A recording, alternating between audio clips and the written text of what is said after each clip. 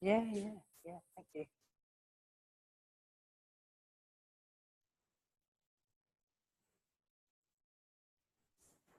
The head is stillish. If if the head needs to, if the shoulder movement is big enough that requires the head, that's fine. The intention is the shoulder.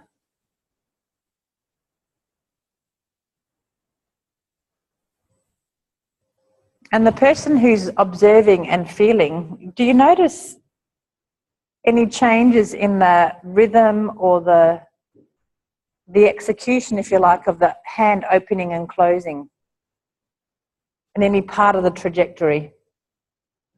When does it kind of disappear?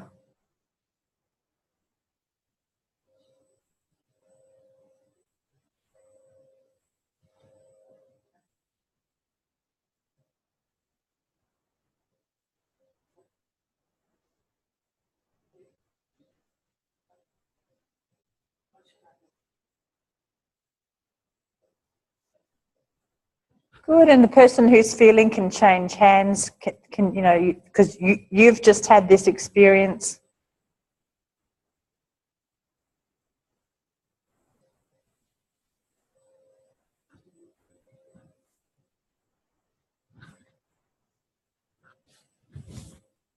And now, without there being too much hullabaloo, the person who is sitting behind, could you start actually influencing the movement of the shoulder forwards and back? So now your intention changes. Could your intention change relatively seamlessly? And then you'll realise that you had chosen an organisation that wasn't particularly adaptable to move from going along for the ride into actually doing. And now this is a really important point in FI, because often we will change from feeling to influencing, and you don't want it to feel like some major disruption for the person on the table.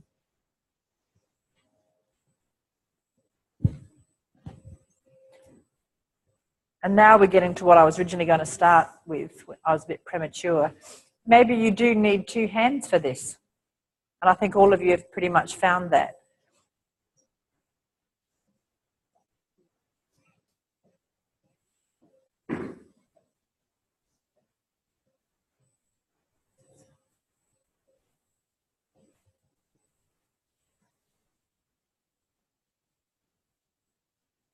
And again, is there a difference between the right hand and the left hand of the person who's feeling, so the person sitting?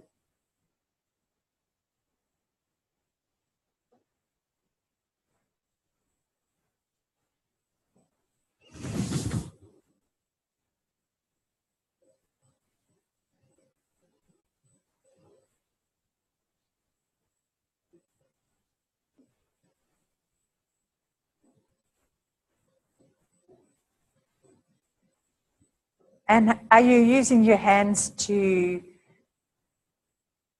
change the direction or influence the direction, or are you using your hands to influence the timing? Or are you using your hands to illuminate other parts of themselves? So all the things that your hands could do. And the person's still opening and closing their hand. Got ya.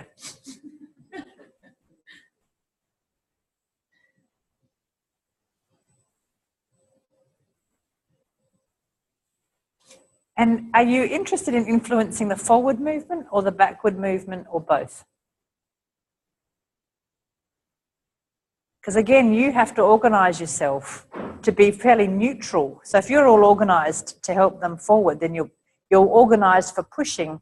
When they come back, are you equally as well organised for what is, in a sense, pulling? Right? If you're going to be exerting an influence. Does that make sense?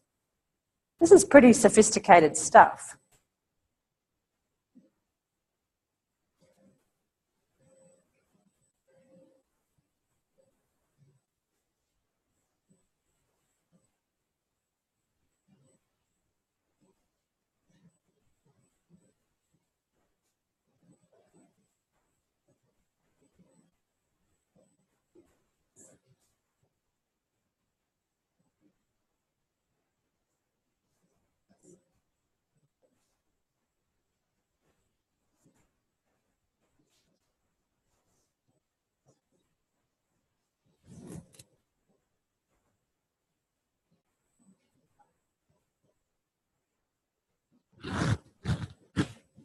Okay, good. And then quietly let your hands leave the person and just watch them taking their shoulder forward and backward a little bit.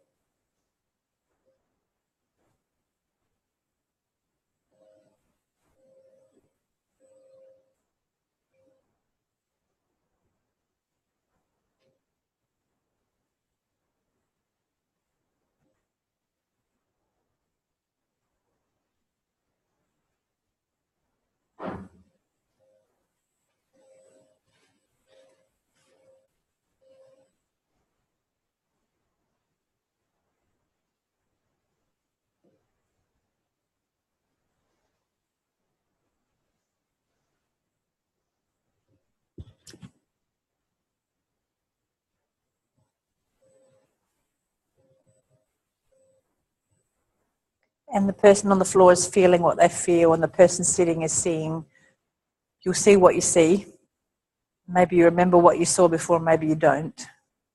Again, that's the skill of FI, right? Remembering what it was like before. Just like obviously you're practicing doing that in ATM all the time.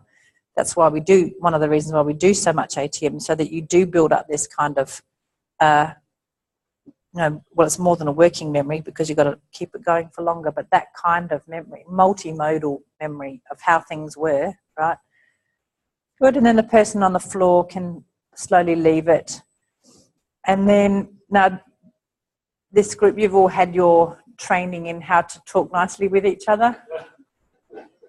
So maybe you just have a little 5 minutes about, I felt this when you did this, or I felt that when you did that. Or, that I felt sort of stuff. If you want specific feedback, then you ask for it. Stick with the rules of discussion, the rules of engagement, the laws.